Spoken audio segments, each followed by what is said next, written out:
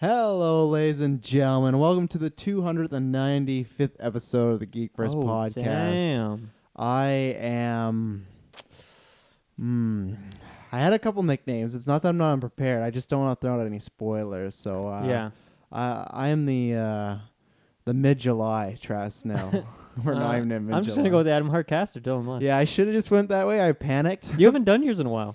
No, I haven't. I'm the clown prince of podcast, Travis Snell. So there you go. So, ladies and gentlemen, you can't guess by our nicknames, but we are about to review Midsommar. Go check out a bunch of stuff, but I'd say the biggest things to particular are we just reviewed Spider-Man Far From Home, just a 2.5 hour breakdown of that, full and spoilers, everything like that. That's really good. And then this weekend, when you're listening to this, the Tarantino Retro will be dropping. So first episode's Reservoir Dogs, and then after that, the whole thing will fall into Once Upon a Time. Hell yeah. So we got a lot of good stuff coming up. I don't know how much this audience will be pertaining to this, but if so, July 19th is a 24-hour Marvel Ultimate Alliance stream. So, if you're, just go check it out. Florence Pugh, who played the main character in this film, she's going to be in the Black Widow movie. So there's our crossover right there. Is she? Yeah. Damn it, I was going to say I'm going to cast her next year. She's great. I thought the same thing too. I'm like, right, she's in Black Widow in an unknown role. So if you don't know what we do here, we do a bunch of stuff. But particularly for reviews, we're going to give our reviews, our thoughts, our recommendations, and then we'll get into spoilers. We will let you know. I'm going to say 3, 2, 1. There's only two of us, but Dylan can say Geek versus Assemble. We're still going to assemble. Oh, of course. We still assemble. So right now you're safe. If you've not seen the movie, you can check it out, see if you should see it, and we'll give you a full and distinct warning when we get into it. Because this is a movie. We kind of say this with comic book movies and whatnot. I'd say this is a movie you don't want to be spoiled on. There's some big stuff that I don't think, unless you don't really have any interest in... and that's where we can get into it. At the same time, I still think there's a lot you can say about it without spoiling anything. 100%. Yeah. So... where should we start here? Let's start with Hereditary and what we thought about that, because maybe new people tuning in. Yeah, so if you don't know what Midsommar is, it's essentially the next movie from the director/writer of Hereditary. He wrote Hereditary as well, I'm guessing. Yes. Okay. Yes. And that movie, if you've been in the Geekverse for even a few months, you know that I've personally, and Travis as well, have raved about that movie quite a bit. Like it came out a lot in our Golden Geeks. It came up in a few different categories. It won a couple too. It won a couple. It's a horror movie that for me was really interesting because it had good horror elements, but it also just had really, really good acting. It had a really good soundtrack. It had really good sound editing. It had really good cinematography, and then it was a good story, but then it also had really weird stuff as well that it's kind of like ambiguous exactly what's going on and like what this world is. So I just it was a horror movie that was good on so many levels that I can't say I really see from like a lot of horror movies. So it's pretty unique for me. Yeah, I've been trying to think. There's still some I should recommend you that are in that vein. Yeah, because A24 does a lot of those. Like the Witch is one I'd recommend. A little more like artsy films. Yeah. But it's definitely up there in that top tier of different type of horror. Not your conventional killers after you. A little more to it. Like even like on just a technical level. So I think from seeing Hereditary, like I didn't watch any trailers or anything for this movie because I didn't need anything to be sold on it. Hereditary was so unique, so interesting that I knew I wanted to go see this movie. So I went in completely blind, which I haven't done since, I guess, Us this year. I did as well. It doesn't happen very often. Yeah, I didn't watch a trailer either. I saw it. I'm like, I know we are not going to really talk about this on the newscast. So I'm like, I think we can, So same thing. I went in. I'd seen the posters and I'd see like small clips with no audio, but I had no trailers as well either. You can't tally avoid like any trailers. They always just pop up, or you go to another movie. Ads, YouTube. Yeah, John exactly. Cott throwing them out. Meet see Midsommar. Buy a car. Yeah, we didn't see him tonight. No. Okay, Midsommar. So this is really a hard one for me to talk about. I'm going to take a guess that you didn't like as much as Hereditary off just the initial hop. Yes, definitely not as much. But to me, actually, less so Hereditary, because this is not really a horror movie, I would say. There's like maybe the first 40 minutes has like some really good horror beats, but then after that, it's like there is some more of it that comes up, but it really didn't feel like a horror movie to me. I'm trying past that first quarter of the film. I'm trying to think. I think it is a horror film, but I'm trying to. I don't know what else. I don't know what other category you'd put it in. I'm trying to find the right genre of horror because there's oh my goodness, like what would be hauntings, like supernatural horror, and then there's just like a serial killer horror and thriller horror. This is just like weird. It's a really, really weird movie. I'd say Because Hereditary has that a little bit. I want to say it's kind of like mind horror, like kind of like emotional torture in a way. So those are the parts where it's hard to talk about spoilers, but it is something. But I agree with you that the back half becomes, I think there's horror elements to it, but it's not. I would say it's definitely it falls off for like at least an hour or. Maybe it was an hour. This movie felt very long. It's 2 hours and 20 minutes. It feels longer than that for me. Yeah. I felt like it was like 3.5. Like it dragged a lot for a good chunk of it. And I think it's maybe because like that big chunk in the middle doesn't like it doesn't really have any horror elements. It's more kind of maybe the last third, first third, but that middle third is not really at all. You know what? This movie, like if I'm to compare it to anything else we reviewed, the thing it reminds me of the most is actually Mother, which was that super. I was gonna say that. Yeah, that super weird movie with Jennifer Lawrence and Javier Bardem, where we were just like that. For me, I didn't know how to classify it. It's just such a weird movie, so out there. No other movie I'd ever seen was quite like it, and I feel the same for this actually. And that was the one movie I left off of my rankings for the movies that year, just because I had no idea how to relate it to other things. It was so unique, and I feel that this is in that same vein. If you are by chance a big Geekverse fan, you actually listen to our Mother review.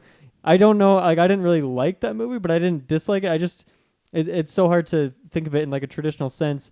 And I kind of feel the same here. I loved the first 40 minutes of this movie. I was super into it. The cinematography is at its peak. All that stuff I was talking about with like sound editing, like music, all that is so good. Just the opening 2 minutes of this movie, and this is not spoilers. It's just shots of different scenery and environment, and there's just one shot. It's a Mars where just on trees that have some snow on them, and it's a still shot, but they just look like they're moving, and that's a kind of a theme in this movie. Sure. But it's just beautiful. Those first 2 minutes, and there's no horror. It's just that score and just these shots, and it's just like, man, there's just all these could be paintings or pictures I'd hang on a wall.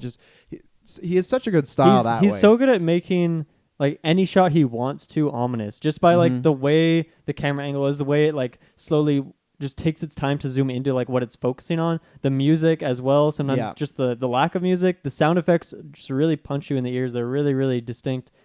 So it always has that like same feeling to it. And in some ways, that's I think the part that feels the most like Hereditary. It's like how kind of in your stomach, you just feel unsettled a lot. Something's off. Yeah. And even that, like, I agree with you that it kind of loses horror aspects, but always throughout this movie, it does feel like something's off. So I feel like now already with 2 movies, you can tell he has a style, right? Like some people were doing Tarantino retro, but some directors, they're very versatile, and you might be not able to tell they directed a movie. This is a guy that I feel like the rest of his career, we're always going, oh, that's an Ari Aster movie. Yeah, you know? like even if I didn't like this one as much as Hereditary, I'm still going to go day one to his next movie because I know it's going to be something unlike anything else I've seen before. Yeah. And that's, pretty rare. So I don't know. I don't know if I'll ever watch this movie again. Like, I think it was very slow for a lot of it. Yeah. The main actress, what's her name? Sorry, Florence. Florence. It's pure. I think it's P-U. It is P-U-G-H. So I'm not 100% sure. Well, Florence is her first name. Florence. We're going. I thought she was fantastic. She's killer. Immediately on my radar. I'm curious to see what else she's done or will be doing in the future. The movie ended up being good, but remember that terrible movie? I know I've seen her before. Yeah. So remember that wrestling movie that had those terrible trailers and whatnot? Oh yeah, Rock? that is her. That's her. The movie, like you're not a big wrestling fan, but you probably appreciate it. It's still a good movie, and she's good in it. So she has black hair in that. Yeah, right? yeah. So you can tell that she dyed it in this movie. Yeah, there's not the same range in this movie, but even then, when I saw, I'm like, okay, like she's good. She's on my radar. Sometimes all it takes is that little role. That was like the same thing with Lily Collins for me. It was just like a tiny role, but it was enough to say, okay, she's definitely got something going on. And once you're on Feige's radar, we know you're kidding the good things. He must have saw a cut of this. He's there a few months beforehand. Yeah, exactly. So right when they swapped her up, DC or X, oh no, we got her. Sorry. Yeah. I don't know. I guess for my overalls, that's pretty much it. Like I said, I don't really know how I feel about this movie, and I don't know if by the end of the review, like even a lot of movies, I go in with that. Yeah. I don't know if I'm going to find that at the end of this review. Same with Mother. I still don't know how I feel about that movie, and it's been 2 years now, or whatever it is. Mm-hmm. So it's interesting. I don't know who I'd recommend this for. I don't know if I'd really recommend it. If you like Hereditary, I'd say. See, I don't even know if I would recommend it to people who like Hereditary. I guess the way I would recommend it is if you like just straight up the horror of Hereditary, then no. But if you liked that style and that feeling, if you appreciate cinematography, this movie's worth it. And even great acting, because she's great. But even everybody else that does their roles, I think, are really good as well. I wasn't a fan of the main guy. like yeah, the boyfriend. Okay. I'm a big fan of his. His name's Okay. Jack Raynor. He's been in some other stuff, but I could see that. He was the only one to me though that stood out. So. Yeah, fair enough. Yeah. Yeah. So for me, I feel pretty much the same, similar as Dylan as Hereditary. Dylan likes it more than me, but the same thing as far as it's just so well done as far as the visuals, the cinematography, the feeling you get. I remember that's a movie that really sat with me for a few days. Definitely. And you definitely threw me off there at that. Okay, so I'll either edit around that, or if not, that's what happens here at the Geekverse. So, Hereditary, it's from just a visual kind of filmmaking aspect, it's I'd say like masterful the way it does it. And it's surprised, like obviously this guy's probably worked very hard in his life, but for it to be his first movie, that's a high bar.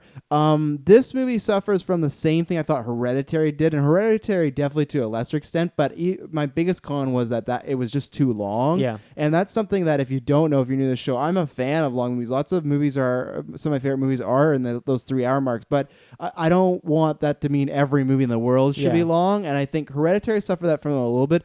This did as well, and I think sometimes this movie has that where it suffers from, and if you like that, it's great, but it feels a bit more than Hereditary. It's trying to go for that artsy feel at time, and that where I think sometimes hurts it, where we're maybe taking too long on shots or taking too long, and there's some shots. That's the thing. Like he doesn't have any quick shots or scenes. No. Like everything is at least like 3 or 4 minutes because he takes out. His time to like get to a certain spot. Yeah, right? And then and I get it, because you could make the argue that builds the tension, but in this one, I feel there's certain moments where you get tension build, but especially kind of like Dylan was saying that it's not a horror film per se in the sense of Hereditary was.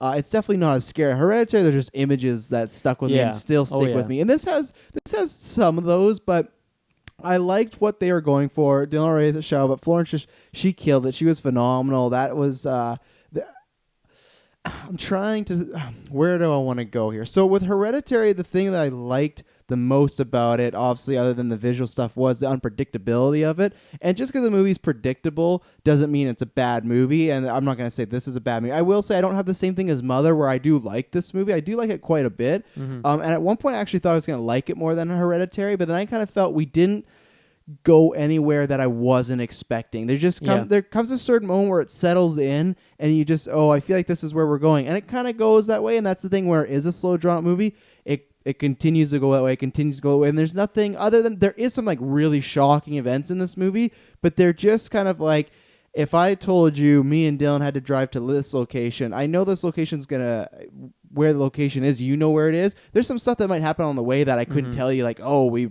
ran into a deer, this and that. And that's kind of this movie, where there is stuff in the middle of this journey where it happens. I could have never guessed that there's some really wild shit. Yeah. But at the end of the day, it kind of went where I thought it was going, and which was strange. That's where it is obviously very different. Hereditary, I never knew. Every 5 minutes is like, we're going this way, we're going this way. I had no clue where that is, and that might not be, and that's not even a huge con for me, because I enjoyed what was going on. But I think it's just because it being so drawn out, that's the problem with Hereditary. It was drawn out, but it was so unpredictable, and I kind of get that feeling where it's kind of very obvious where it's going. And with Hereditary, even I won't spoil what the ending of this movie is, or even Hereditary, it just feels that you can't guess that ending, and they really lay it all out, and it kind of has that Saw effect where everything really makes sense, where this is just, I feel the resolution is kind of like I guess that's, and that's the thing. I think if this isn't a movie that's done in such a visual and such a, we talked about all the artistic ways, if those weren't at that height, then I would probably knock it down quite a bit and be like, the story, the characters, not that strong. And if there's no visuals and everything like that, then it doesn't really get raised up. It's the atmosphere it creates, it's the visuals, it's the audio, the acting is great. There is some just very good symmetry here. And I think the biggest thing that I like about the movie, I did like kind of the main character's journey. I don't even know if I want to say what it is about, but I feel like the theme of this is kind of relationships and kind of toxic relationships in a way, and that's as far as I'll go in the non-spoilers, but I think they did that well. I think it just kind of took too long to get there maybe, and at the end of the day, it was And because the director said I had read some statement, they said he wrote this I think 5 days after a breakup or something like that. So I had sat down and wrote the whole thing. Yeah, so I kind of had that knowledge going in, and I think you can really see that. So I like the movie quite a bit, but it's one that I think I will rewatch it, but it's not the same as Hereditary, where that one I'll definitely rewatch more. I think I kind of got the point of this one. I'll watch it to get that uneasy feeling, and I do think there's just some things that kind of, I won't say left hanging, but didn't really go too many places, you know? So yeah, I would say even just like visually cinematography aside, it's just there's a lot of beautiful like landscape shots. It's just really colorful, bright movie. So it's, I don't know, it's funny. Hereditary is so dark. I feel like most of it takes place during the nighttime or when the lights are off or something. But it's funny how it's just like kind of the opposite of that. Complete switch. At least in terms of like what the camera is looking at. Yeah, and even Hereditary, the areas and kind of what happens in the first half an hour is very depressing, very just kind of claustrophobic. But this is just, it's always out in the open, everything like that. I will say this is like super minor spoilers, but not even. I will say this has reinforced the two things of one, I'll never do drugs, and two, this is why I like traveling just to North American places, because this movie scares the shit out of me in that sort of rain, because I just go, man, I applaud Dylan that wants to go to all these places. I see movies like this, like, man, I get scared, because, you know, you never know what can happen out there. I'm fine with just having a building and knowing what's up, you know, so I'm definitely like Americanized and North Americanized that way of like, no, I'm going to stay at home and keep watching Stranger Things, which we'll have a review of soon. Safe. I think you're safe if you go to Sweden. What? I think you're safe. Didn't this movie take place in Sweden? Yeah, but I don't know. I think this movie could have been anywhere, and it would have been the same. Anything else you want to say in the non-spoiler realm? No, I don't think so. No? I'm trying to think. Like I said, I think I would recommend, if you really like Hereditary, if you like horror movies, this is what I'd say. If you like just the Hereditary horror aspect, I'd say wait till this is on a Netflix or a home watch, because I think also being in the theater, because the first time I saw Hereditary was at home, and even though it was long, it was nice to be on the couch and be comfy, where this is, I'm not saying our theater has like fucking barbed wire seats, but it's just like eventually when it is that long, you're kind of rolling around. I was a little uncomfortable. Like it was, it dragged at points for me. So, and I think I would agree. I don't think it needs to be seen in theaters, but maybe just to support him and as a unique director. But I think you forget about theater seats when you're really locked into a movie. Yeah, but especially at that theater, you know. Yeah, and I agree with you. What you said, kind of the first half, the back half, the strong stuff in the middle is kind of where it drags, and I think it drags in retrospect is just because you think, oh, it could be going places, and it just still goes to, you know, all right. This is your last chance. We're going to jump into some spoilers, talking about some really weird things. This is a very weird, strange movie, Super you know? weird. So 3, 2, 1. Geek versus Symbol. So I want to start off, like, I guess, start at the ending and work our way back. Okay. So for me, with what I was trying to talk about non-spoilers, Hereditary, there's this whole big twist of demons and, you know, people trying to have vessels and everything like this.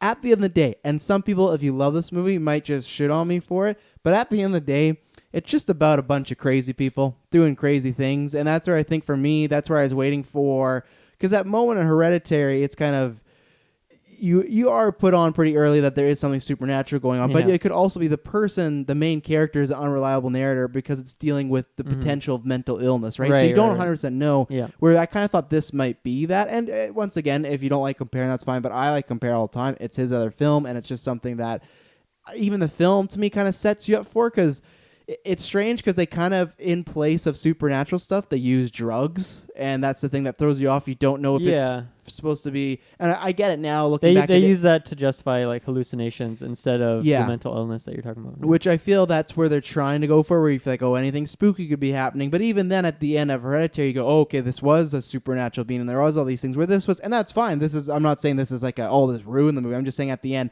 that's where I felt this was the route was going, and I thought, oh no, there'll probably be something that makes us twist and turn. It can't just be, it is just a crazy kind of cult-like thing. And it just is. And it's a cool visual, really well done movie on a cult and stuff like that. Yeah, it was really interesting to, I feel like they go into quite a bit of like the traditions of it, and there's a lot to it, and that's why maybe it drags a bit. Maybe you didn't need all that information, but I feel like there is a lot there that, and it's kind of funny actually, because like one or two of the main characters, or I guess part of the supporting cast, are like planning to research this for their thesis, so it makes sense that you as the viewer as well are learning a lot about like the intricacies, because you can have a character just talking to someone like, why do you guys do it like this, and it's not just boring exposition, because it's actually ties into the story. And I do think that the storyline of the boyfriend character like kind of he wasn't cheating the other guy's thesis, but how he just started to do his thesis there like midway through. I feel like that there was some like tension between them.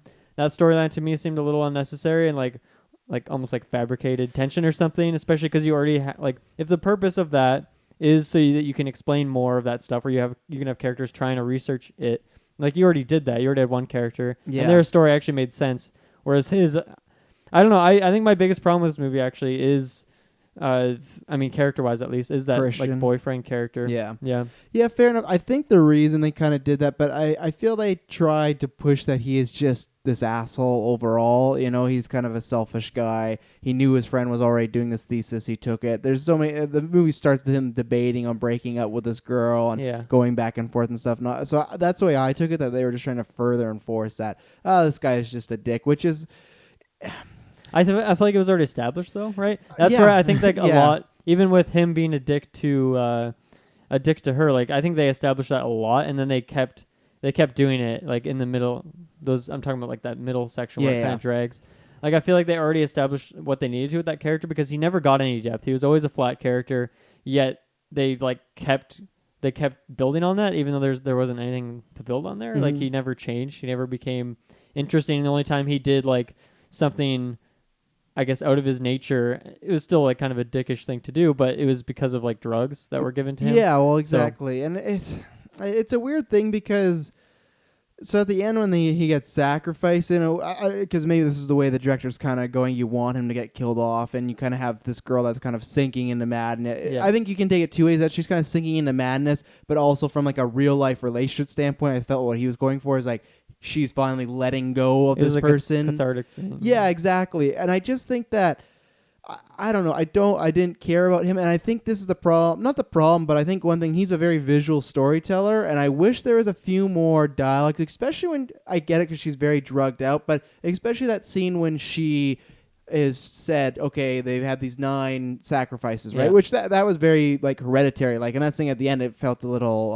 I'll say a little samey of that sort of aspect of like some sacrifice, whatnot. But at that point, they say you got to pick one more, and he's gonna get picked. It's all been building up that she just saw him with all the yodeling girls and everything like that in a very weird scene. And I feel that there's a moment where they just zoom on her, and again, she's doing great acting. She's kind of breaking down, and I thought there was going to be some dialogue or something there, but then it's just a cut. So that's the thing. I get exactly what they're trying to insinuate. I just wish, because I even liked, they even started to, like, I was waiting for, and funny enough to compare it to Mother, there's one scene in Mother I really like when the whole time, I don't know if very actually similar movie as far as like Dick husband who's obsessed with himself, and it's like, but at one point Jennifer Lawrence just breaks down, starts yelling at him and everything like that, and gives all her reasons, and then he kind of snaps back into being in love with her. And I didn't even think about Mother at that time, but I thought we were kind of gonna get that, because at one point I love the point when they're talking about Connie, and was it whoever the girl, the guy, I can't remember that the British couple,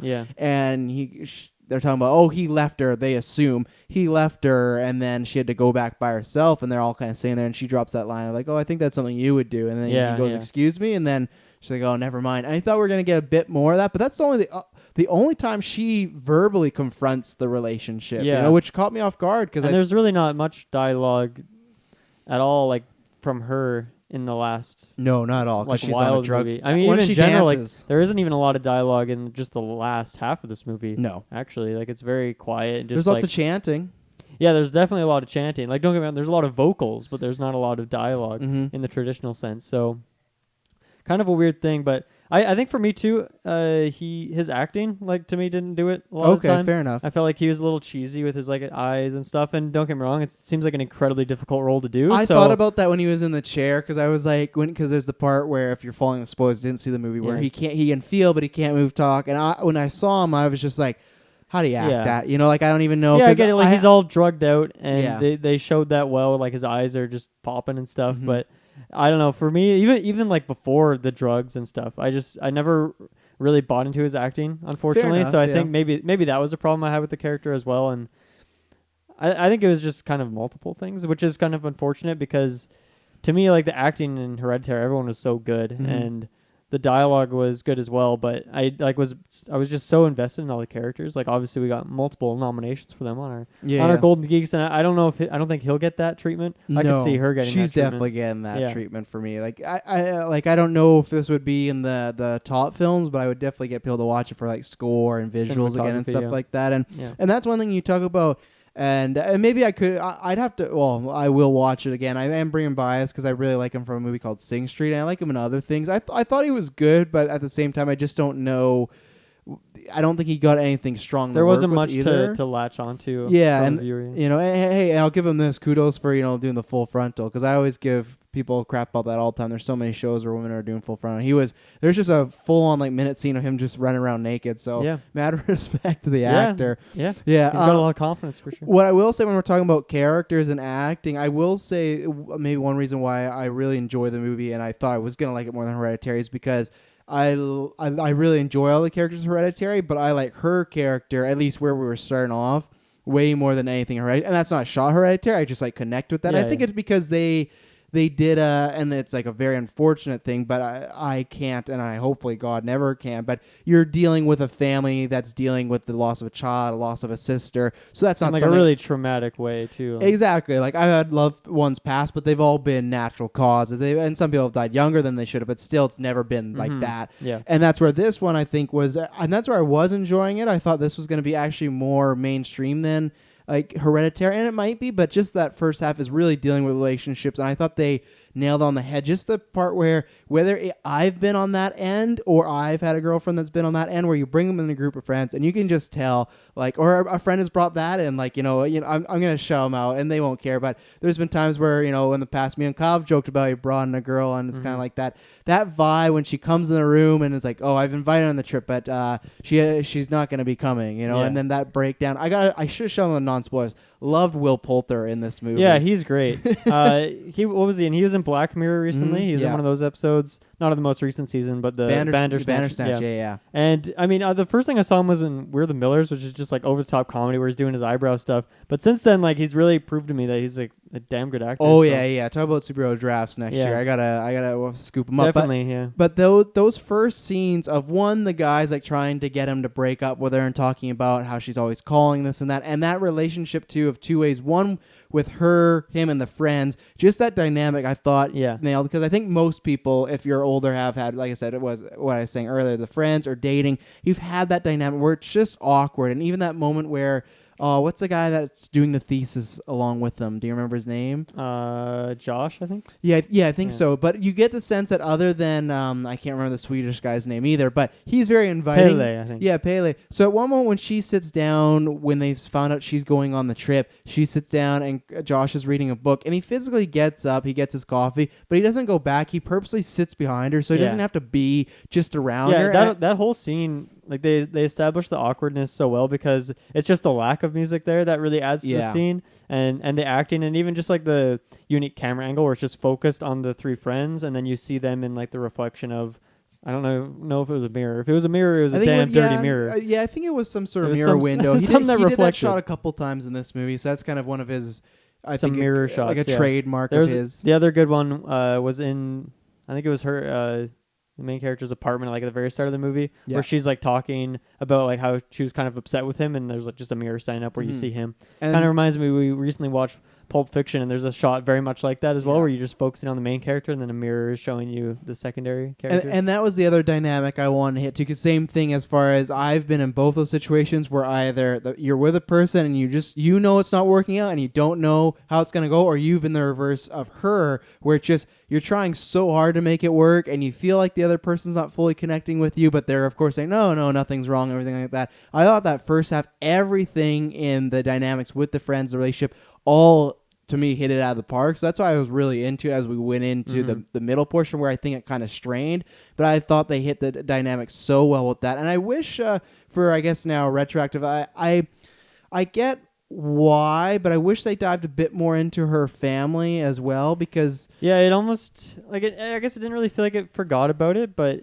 it almost seemed like the only time it came up was when the Swedish guy like reminded her of it in or she was on drugs. Yeah, or maybe some like over the top ways. But even I thought there would be more like trippy sequences of her seeing her family. Like right at the very end, she sees her mother walk by very quickly, and that's kind of intense. And then there's a couple scenes with like her sister in different spots and the place she died. And I thought those are the most effective like horror elements of the movie, right? And I definitely wanted to see a little bit more than that. I was expecting, I think, more scenes of like her tripping out or just characters tripping out in general and seeing things just based off when they first get there and they all just sit down and then like the grass is growing through her hand. I was getting some Apostle vibes. They do a callback to that. Yeah. They do a callback shot to that later. With her feet. Before they go into dance or I forget when it is exactly, but I really like those scenes and, I don't know. I don't think I necessarily need more of them either. I think they use them well. Well, I think that's one of the problems of the movie because I feel like the first half of the movie sets you up for a Hereditary horror-like movie where it's going to be trippy, not trippy with the LSD or the mushrooms, but just trippy and kind of mindfuckery. But then I think the second half is just you're kind of, and that's where maybe it will be more extreme. It's more conventional horror of where Josh go, and like when you know when they're like the British guy. Gets split up from his girlfriend and she has all the bags like, oh, he took a truck and there was only one. They're giving you all the, and I'm sorry, but kind of the cliche horror excuse of like, oh, he's going to meet you there. Oh, he thought you wouldn't make it. Like that's where I was starting to get disappointed with the movie that, like I said, one, I felt like it didn't know what it wanted to be. It was setting me up to be a supernatural horror and then took just the route of just a full-on cult movie. And then I felt did get a little cliche of, oh, where's Josh? Where's Mark? And stuff like they just go disappearing. And that's where I think if this movie also was shorter, I think it would have had more impact. It would have been, I think when they started to go missing, it should have been snapping along. But someone go missing, and then there's 15 to half an hour, and they're not really questioning it. They're not really, and I think it's because always they just go on drugs, right? I know. I wonder what the idea there was. Like, I wonder if the plan was... Or I guess the idea conveyed to the viewers that you don't know what happened to these people. But it's kind of obvious, like to me as it was to you, that when that couple goes missing, that they're clearly dead. They're clearly like killed off somewhere. And then like I forget the Will Poulter's character. His name's Mark. His name's Mark. Okay, yeah. He gets taken away by one of the. She's gonna show me. Yeah, she's gonna show me. Where you go? She has shown me, which is a pretty funny scene. Yeah, but you never get to see him die. You see a pretty decrepit shot of his, she's wearing, or I don't know if it's her, but someone is wearing his face as a mask. I took it was the little kid, the kid with disabilities. Really? Yeah, that's what I thought because when they zoomed in on his eye, he had one normal eye and one the other eye was what kind of caved in. It was pretty hard to see. So I agree. I'm not saying I'm right. I'm saying that's what I thought. Yeah, I didn't know if it was the girl. I just thought it was, I don't know, it could be anyone really. And then I guess you do get the shot of Josh getting hit in the head. And then you do see them like pop up later, their bodies pop up later, but looking horrifying. The most like decrepit shot, because there's some gory scenes in this movie. None of them are with your main characters. Yeah, I guess one is with like the one. God, I wish I knew these characters' names.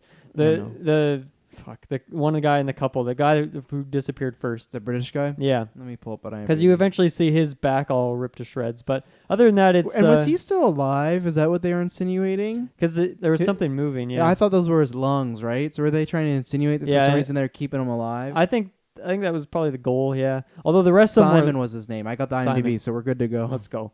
The rest of them, it seemed like they killed them immediately. Yeah, Mark got turned to like a scarecrow. That was wild. Yeah, and that's the stuff that I love. That he did that in Hereditary, and he did that in this. The visuals of I'm not the biggest fan of the second half because I was kind of, like I said, a little predictable. But when it gets down that horrific stuff, even when they put Christian as the bear, it's just scary imagery, and it just works. And even when they're burning and that triangle, which gave me big time Hereditary vibes because that room so even though, and that's where this is a movie that I do appreciate if the story aspect wasn't always gripping me, visually there's still always something to look at. I still think it drags, but visually there's still something to look at, and that's a good thing. I think there's a little less interesting shots in that middle part. I agree, but a lot of but they definitely brought it back at the end. I would say in that regard.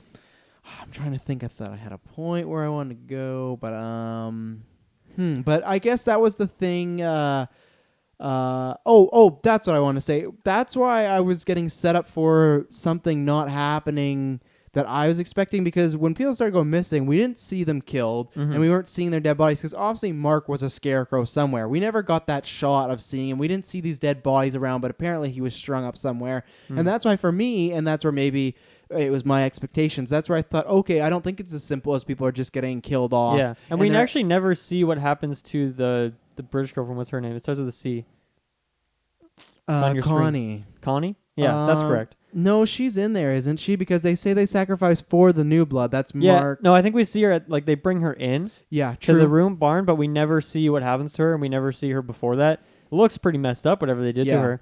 But yeah, you don't get to see that. And I feel like maybe those are, like, you don't really know her character all that well at all. No. But maybe that would have had, like, a little more impact. Maybe that could have kept, like, the middle part, could have kept the horror vibes up when it kind of dragged a bit. Instead, you do get, like, this really, really nasty scene of the two elders, like, jumping off the cliff, which is very, very Did you intense. see that coming?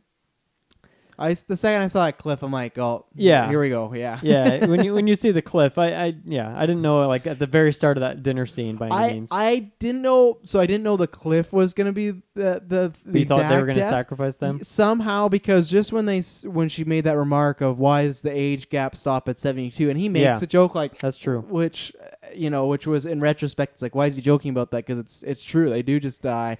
And that's and so I saw that coming, and then maybe that's the thing. It's just when I look at Hereditary, that was a movie constantly I was on my toes, like I don't know what's going on. And like I said, that doesn't make this a bad movie. I think there's other things that make it a con, but that was, for me, that was strange about, like I was referring to, with people going missing, and that it all felt it was on a natural path of, okay, this is probably going to happen. Oh, it did happen. Oh, this is going to happen. Oh, it did happen. And that's where I think if a movie's 2 hours and 20 minutes, you got to be a little unpredictable, because then it's just it's a very pretty looking movie. It's a very well acted movie, so yeah, at the end of the day, like, this is a weird cult movie, essentially, is what it is. And there isn't really paranormal stuff. Like, even when, like, anything that would be seen as paranormal, you'd pass off as the drugs that they were doing, obviously. And I don't think that makes it less interesting, but I think that's what you mean there with the predictability, right? It's just like, that can, I mean, if you're playing with supernatural components, like, you can do pretty much anything. You can have a mom, like, flying around in a fucking attic or something. Well, and that's where I wish they maybe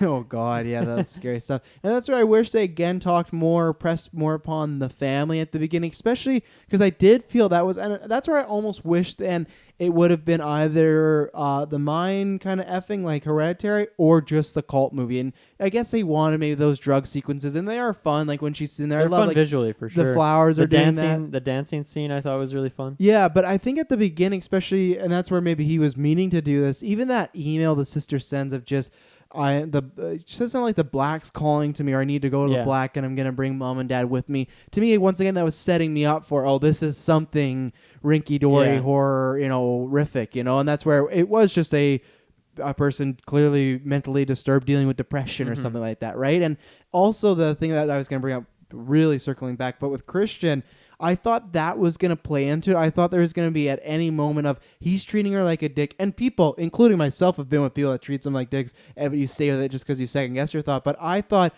he was going to get some slack with her because he stuck with her through this really tough time, right? But that never really came up. I thought he was going to throw that in her face, or she'd even bring it up.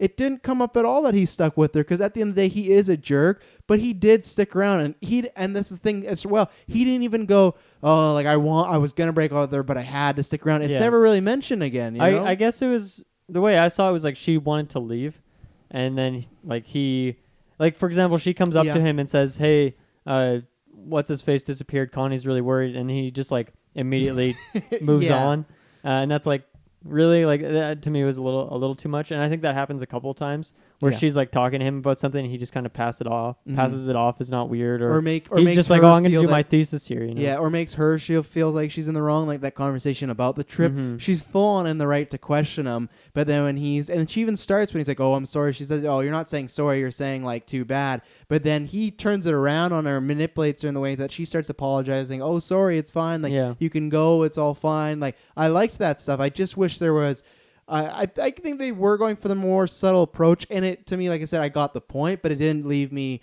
after the movie thinking like they really nailed that home. They really did that well. I thought they did aspects of it well, but like I said, especially the parents and the sister thing, I think that's a big thing. And I think there's even the storyline with the Swedish guy Pele, how he's clearly interested in our main character, and then he eventually goes up and kisses her straight up, and then like, I mean, he doesn't even speak in that, or does he speak in that scene? I can't remember. But either way, that's the last time I think he just says something like "congratulate," like you're the queen. Yeah, or something. Like nothing of consequence as nothing far as that plot. like adds to the story. Yeah, and I feel like that is kind of a storyline as well. And maybe that's purposely left up with the ambiguity of like, okay, what happens next? Because clearly, like the movie ends on like essentially.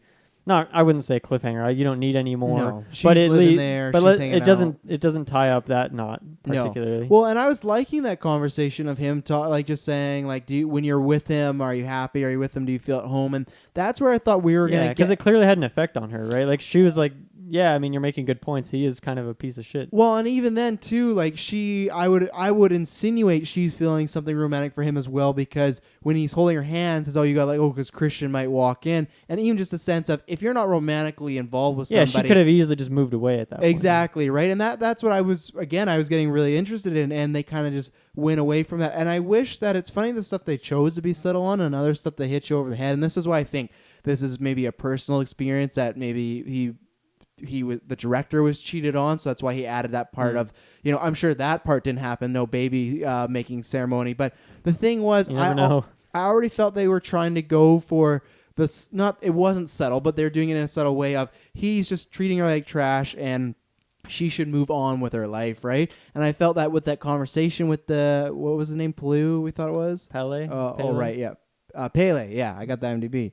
Love the internet. Super Smash Brothers Pele? Yeah. So when they're having that conversation, I thought they were going to go for that approach. I thought we'd still get the same ending of her doing some horrific act to him to get over it. But then I just thought that him cheating on her was another layer we didn't really need, because he had already, without even cheating on her, just treated her really I feel poorly. And that was, like you were saying, that was set up so much throughout the movie. Like it's set up an hour earlier, at least, with the girl putting like well, you know what's happening because they give you that full-on diagram of the stages of a girl trying to love potion. They show it multiple times. The second you see that rock, you're like, oh, I know this is going. So that's what I knew when they're eating the meat pie. I'm like, oh, this, some hair is gonna get in here. The subversion of expectation would have been had he not slept with her, had he like rebelled and started to be a good guy, and it would have been like, how would they have reacted to that? Because clearly they are very ritualistic, and if things aren't following the tradition, then that's like a problem to them. So that maybe that.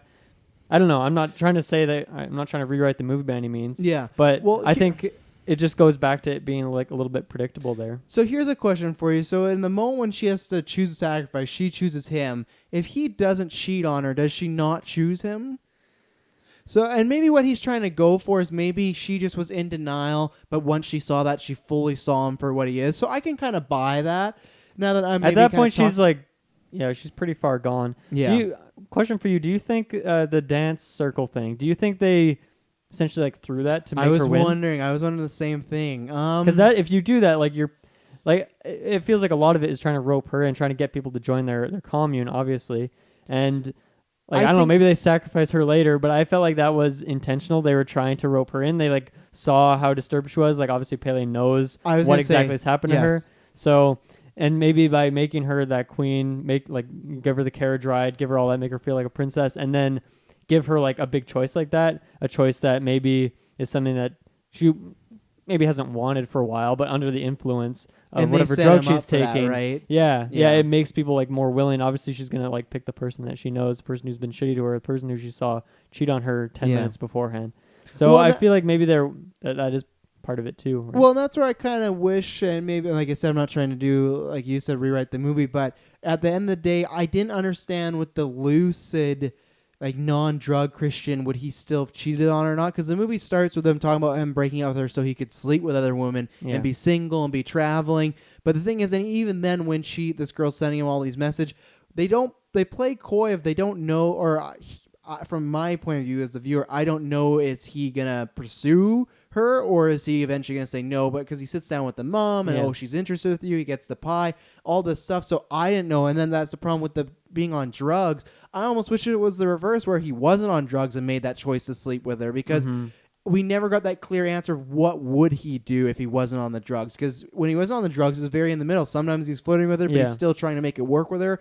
So that was very unclear. But I think back to your first question, I think it definitely they threw it at her because when they're talking about leaving, Pele's like, oh, I wanted to bring my friends that I thought would really appreciate this. And he said, I was most excited for you to come. And I think that was a full on, like, this person needs this. He's talking to her about how he lost his parents as well. And the other thing that was very clear, and this is how I kind of had a feeling where it was going, when he's saying, I didn't feel the loss of my parents because I had a whole other family just to take me I just realized something. He said his parents died in a fire. Do you think they died in a sacrifice? Yep. I didn't even think about that till right now. Yeah, and that's why I think as well, that's why this whole family, and that's where it really clicking in, and that's where not even just making her feel important, but just making her feel loved because she's lost her family, but also all her friends, well, her friends, quotation, her boyfriend's friend and her boyfriends, they care about her enough, but they even get that little dream sequence, which I like, is she's starting to come on that she's not on the same level as they are when she has that dream of them getting in the car, them driving away, and just Will Poulter like laughing at her. That was like funny. That was a really good scene. I would say this movie too like intentionally went for a lot more comedy than Hereditary did, and I liked that. I think they had some funny stuff. It had it straight up had a comedy relief character. That was kind of his main goal, but I think it was effective because I don't think it was over the top. It wasn't like him dropping like quippy one-liners. It felt really natural. Yeah. But so I thought that all worked out. The actual bring her into the cult because one more thing with Pele, like so obviously they're just so far gone into this like tradition. And he clearly like he didn't lie about what happened to his parents, but there's like a certain context that he withheld some things. Yeah. Do you think maybe maybe we don't get a scene of them talking at the end, or maybe we don't get like this confirmation of what exactly the relationship is? Because do they even have relationships? Like maybe he just did that to help sway her to make that decision, right? Maybe that was like his goal all along. Maybe he didn't actually like her in that sense. Maybe they don't do.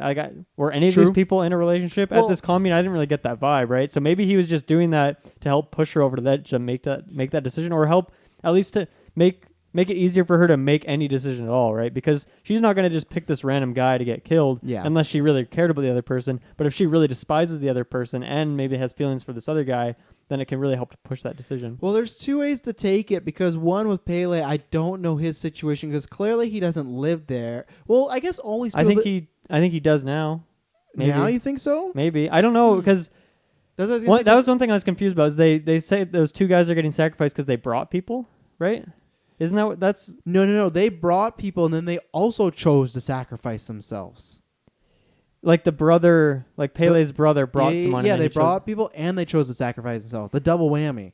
The two quick ones. So it wasn't because they brought people. I thought it was... Because the way I took it is when you bring someone, you have to like compensate by giving your life. That's the way I took it. They did that, and they also did that. So that's why, because at one point the really religious guy makes some remark that you're going to be the highest of honors by doing this and whatnot. Okay. So, and that's why I was wondering though, because I was wondering why Pele like wasn't part of that as well. But I guess he didn't. That sick ass green grass crown rocking. Yeah, maybe he was gonna. Maybe he's just so good at his job that he's going to go back to America and get some more people. Well, that's why I wasn't sure if because his brother was also there, so I don't know how often this festival goes. Do all of them live there? But the thing is, clearly Pele's been there for a year. Like, he's lived there previously. I mean, his parents died there. So now I'm quite curious, like, why he just went to America, or like how long he was there for, what the story is. Mm-hmm. And as far as like the relationships, I think there's two sides of the point that maybe it could happen as far as...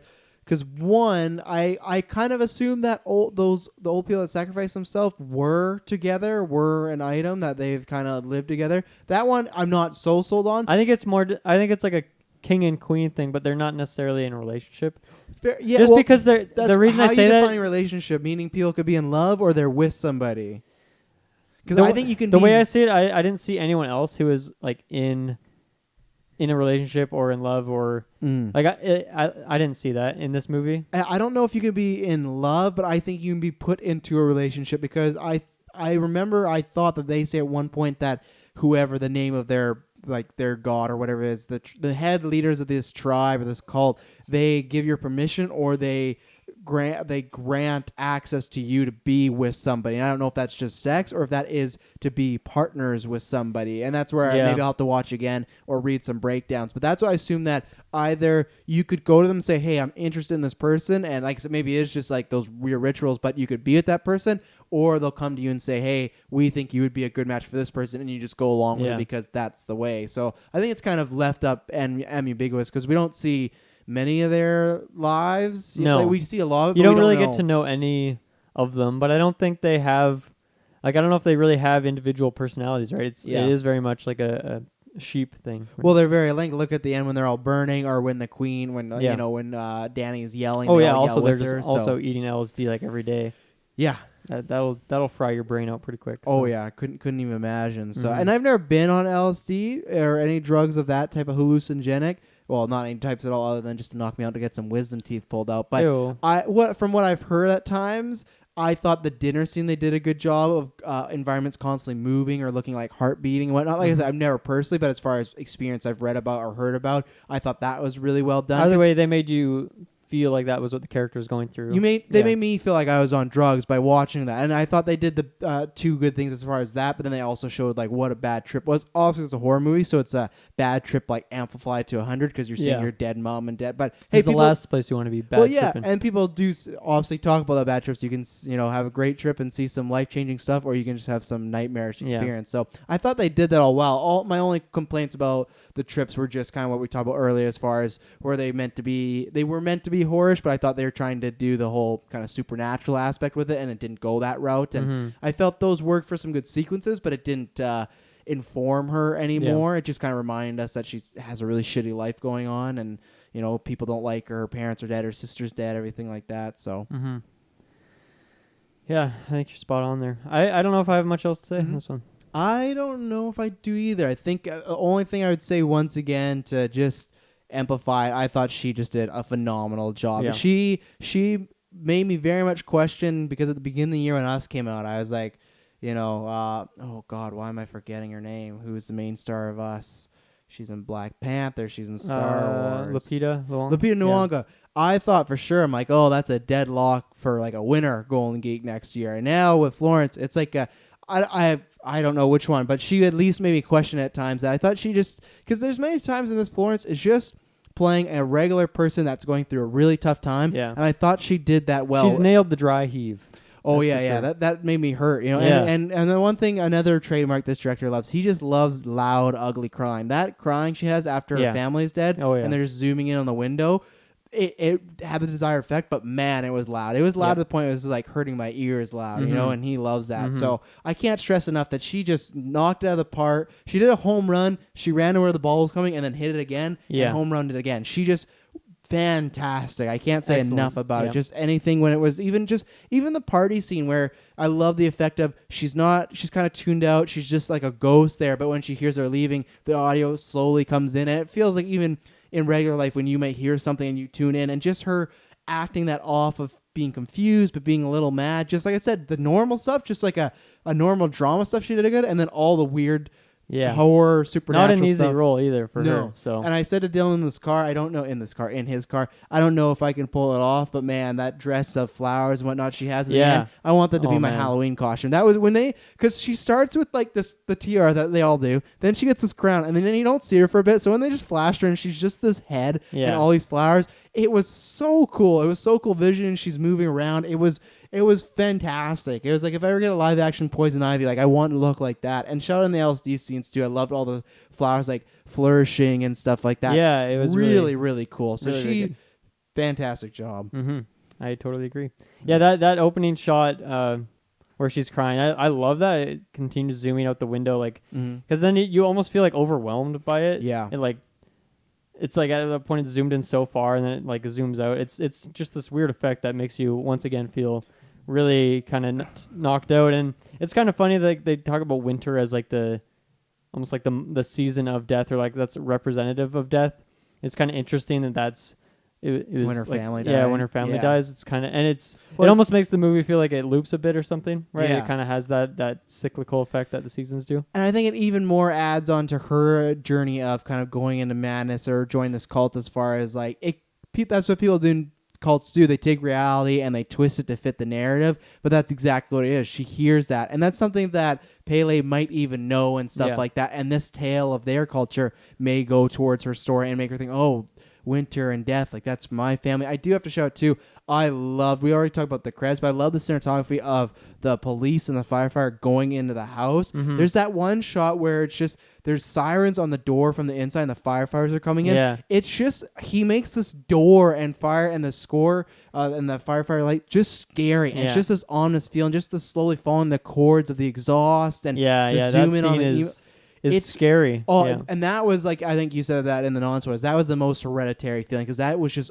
unease, it's dark and everything like that. So again, that's what I mean, like I don't, and they even call back to that in the scene where she's tripping out after she takes that sleeping pill and everyone's driving off. Like there's those same lights just kind of in the background. So and their exhaust is coming out of her mouth and like, oh my God, just really, he's great at that stuff. I think there's a lot of details that I didn't really think about how connected they are, but really. And that's why I think I will rewatch this at some point. I don't know when. I think I will too. Now that I've thought about it some more, it just And the thing is, I remember you always saying that about Hereditary, how like the pacing was really the only problem for you. It just sometimes drags a bit, and I didn't have that all in Hereditary, but I definitely felt that here. And it sucks that it took me out of it a bit, and maybe some of the acting from Christian, that character. But like other than that, it is like just technically really good, and it is super weird and super unique. And there is great acting in here. I would say apart from Christian. So this poor actor, hope he doesn't tune in. Maybe it's not his fault. Maybe I don't know what it is, but to me he was a little over the top. And I think this movie in general actually does go over the top a lot, and I think sometimes it went a touch too far. Not just with his character, but with other stuff as well. With just I don't know, the intensity of this cult. Maybe it was a bit far, but. Maybe it wasn't. Maybe it just wasn't for my taste. Who knows?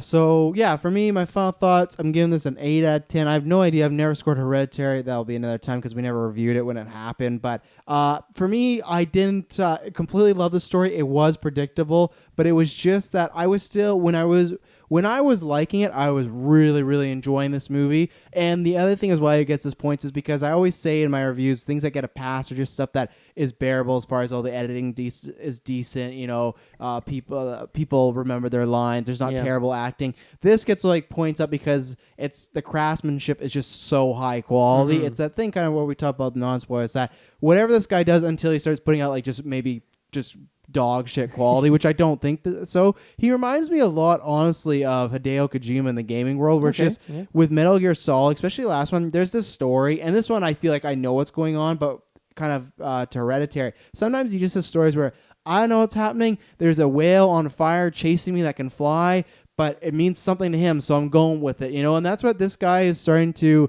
strike me as. And same thing as Dylan. Whatever he does next, I'll be excited to watch. And that's where it's kind of, you might think I'm pretty negative and to give it like an 8, but it's just because I'm so impressed by the craftsmanship that even in some of that slower stuff where I think that goes away, there's still stuff I appreciate. And just visually, it's always kind of a smorgasbord for your eye to look, and the acting again. And maybe it's also just like Florence, she just killed it because she's our main character, tons of screen time. And I was, even when the movie was getting predictable and maybe she was just being drugged out, I was always enthralled. I was always on her. That could be a direction thing, that could be an acting thing, some writing, but I won't say writing because there's many times where when she's just dancing, you can't write someone to be charismatic when they're doing that. So that's my score. I really enjoyed it. Didn't like it as much as Hereditary. I would definitely probably give this watch maybe when we get closer to Golden Geeks time. But that's probably wise. It'll be already when you and me were like batting questions at each other. It made me realize that there was a lot more to it. Not that I didn't think there was, but there was definitely some details that I just didn't think about it or didn't connect while I was watching the movie. So I think there is definitely some rewatchability there. And I had that with Hereditary as well, where the second watch I was like, I picked out this. Or even after This Is Hereditary had that. Either it's breakdowns from other people or YouTube videos of like, this meaning or this meaning. This kind of has this is definitely like, you can definitely interpret this like artistically, like how you want. Like what is this really about? And my favorite horror movie of all time is The Shining, and there's a whole 2-hour documentary of 6 different takes. People think, it's funny. About how he faked the moon landing, or it's about how Native Americans were treated. And that's why I do, and maybe that's why the score is higher too. I love just weird shit. I love movies that kind of go out there, and if they can be acted well and created well, it can intrigue me, even if the story kind of disappoints. So, I really enjoy this movie. I will watch it again at some point, and I'm just excited to see what this guy does next. You know, I'll be there whenever that movie releases, and Mm-hmm. I think I'm kind of in the same boat. I think I'm a little bit lower than you, and I think the reason for that is, I mean, yes, a rewatch, which I think I definitely do now, like a few months from now. I know I said that I wasn't going to at the start, but that just goes to show how much can change in like one review, right? Yeah. Like sometimes that totally forms how I really think about this movie. But I will say the difference is, I remember when you and I talked about Mother, I did not have that same feeling about and Mother. I haven't watched it. I have rewatched it. It was on Netflix, and I kind of felt the same. But with Mother, that's where I felt that what they were going for. Not again, you can go into a review, but just those effects didn't last with me. That was even more on the nose. Like, I get what you're going for. Yeah, it can be kind of, you know, it could go this way, but it didn't stick with me enough to be like, oh, I'm interested. Even when we're talking about Pele or like the relationships, that interests me to go back and see certain characters. Even though the cult aspect, I always felt everybody in Pele, there's not a big twist like, oh, he was in on it. That stuff's very generic horror of these people are all just fucking bad and crazy. Yeah, I mean, the thing is, like, at the very end of the day, like, technically between the music, but even just like the sound editing, like the sound mixing, the cinematography, like, this movie is amazing. It is in the toppest quality. Even some of the acting is up there as well. I think for me, why I'm a little down on this movie is I loved the first 40 minutes of this movie. Amazing, like, just perfection, I would say, and it never quite reached that again. Like, even though I like a lot of stuff in the last quarter of the movie, last fifth, whatever it was, it never quite reached that height for me. And I don't know, we'll have to see how that ages on a second watch, but I have to keep that into account. And unfortunately, I was just a little bored kind of in the mid part of this movie. So overall, I'm super happy I watched it and definitely glad I saw it. And I totally agree. Whatever this guy's making next, I'm there. I'm theater day one. Hopefully it's like out on a Thursday night and not necessarily like Friday at 3 p.m. It's kind of an odd time. Yeah, that's the problem with these type of movies. You know, I got to find out after because I can't find him right now. But I got to find out who does the score for. He must have the. He deserves a shout out. Let's do a quick. Do some plugs while I'm looking for this guy who scored this. I'll give you some plugs. So what is it? This week is Tarantino Retro's launching. Tarantino Retro is coming out very next week with Reservoir Dogs, and then everything's following in order from there on. If you want to get stuff on Patreon, we have pretty much everything for Tarantino recorded at this point, so you can get most of that. Next week is going to be a very special episode. It's going to be our 4-year special. We're doing a Q&A as we always do for the yearly specials, the anniversaries. So we're all asking each other a question. We also have a bunch of questions from fans. You still, if you're watching this live, you have a little bit of time to get questioning because we're recording in just a couple days. So on Twitter or on Facebook or YouTube comments or wherever you want, just send us a question. If we see it, we'll answer it. Even if, honestly, if you're a little bit late, we'll still answer that question whenever we do our next newscast. We'll take your questions. We're into that fan interaction stuff. So that's kind of the most exciting thing. Ultimate Alliance is coming out in a couple weeks. That's gonna be damn fun. So it's funny. I don't think Hereditary and Midsommar were scored by the same person, which is very very strange. Because Hereditary was by Colin Stetson, so Stetson. Stetson, and then with Midsommar, there's like the Haxon Cloak, or it looks like it was like an orchestra. I did see like a sound mix. There was an audio mixing. It was like the third or fourth credit. The Haxon Cloak's Bobby Kurlick tapped as Midsommar composer. So they had different composers and scored. That's strange because I thought for sure it was like a Nolan Hans Zimmer thing where this sounds like. I think that probably goes to show like the director's input, like how much of a vision he has.